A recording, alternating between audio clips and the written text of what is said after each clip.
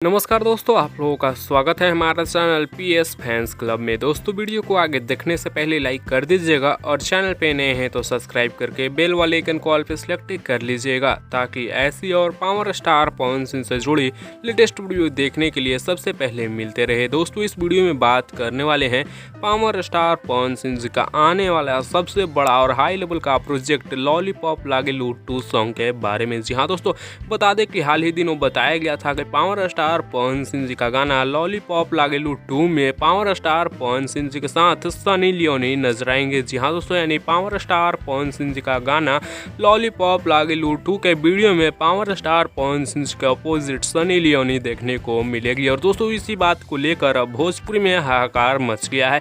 यानी यूं कहें तो पावर स्टार पवन सिंह जी के फैन तो सनी लियोनी को लॉलीपॉप लागेलू 2 में से बाइकआउट करना यानी विरोध करना स्टार्ट कर दिए हैं।